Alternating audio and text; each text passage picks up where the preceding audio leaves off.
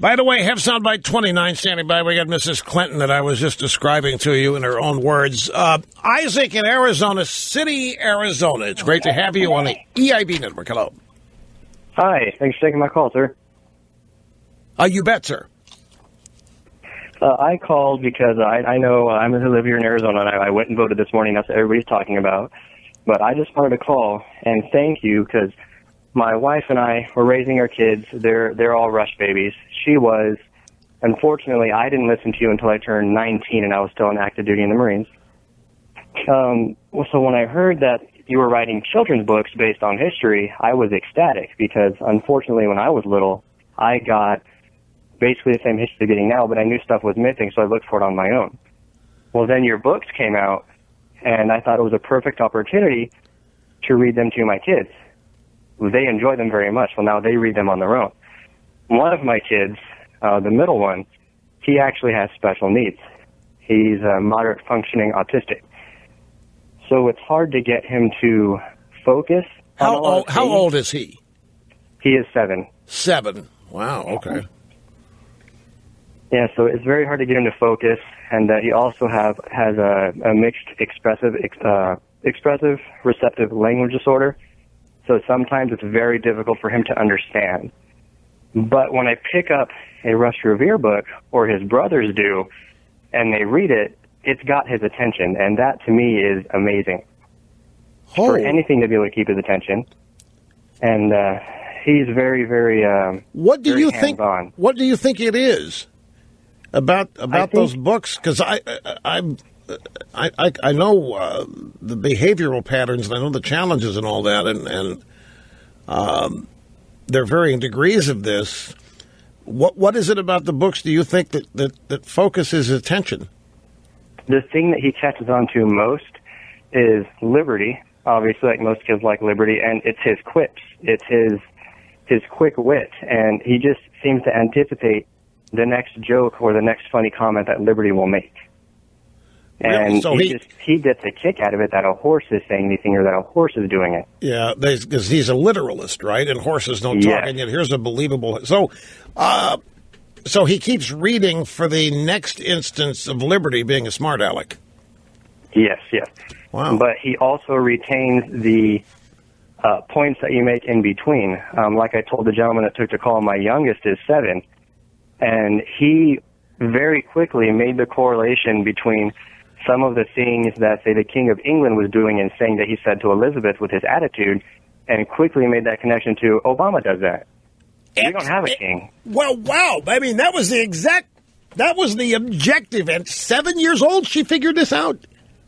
Yes, sir, he did. You must be raising some really smart, aware kids. My wife and I, we're trying. I mean, they do say some things out in public, like, oh, I like Ted Cruz, because my wife and I do. There are college students who wouldn't make that connection today, and your 7-year-old reads that, well, Dad, this reminds me of Obama. That's exactly... Yeah.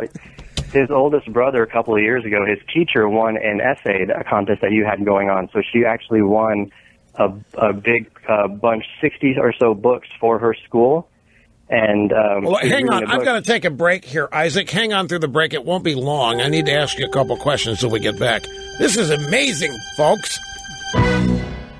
And we are back. We rejoin Isaac in Arizona City, Arizona, who's describing an autistic son, one of his children, who magically is able to focus attention when he's reading any of the Rush Revere time travel adventures with exceptional Americans history books.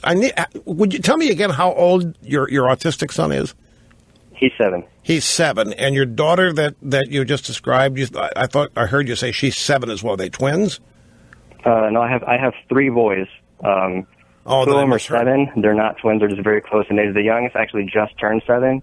And he is about to turn 8 at the beginning of April. Okay. Well, look, the reason I wanted you to hang on here is because I needed to ask. I would like to send you and the family one of these new iPad Pros, the 13-inch, with an Apple Pencil. I don't know if your autistic son, does he draw? Is he into art?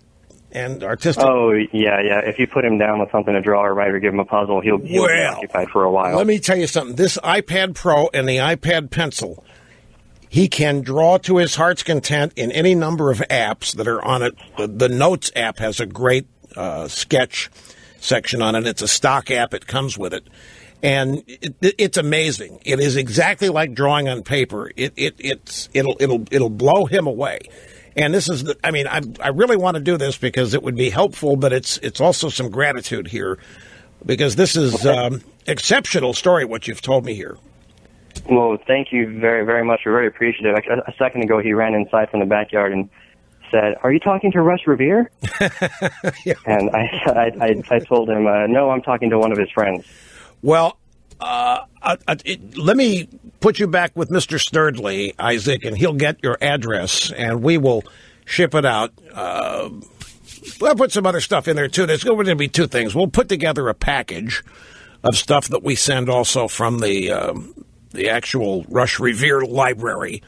The iPad Pro will come separately. We'll take care of all the rest of that stuff. So there'll come two different packages. The iPad Pro and the pencil and keyboard will come tomorrow. He'll eat it up. I absolutely love this. You talk about focusing attention, because I imagine he's going to just love the tech as much as what he can do with it. So I really appreciate it, Isaac. Thank you more than you know.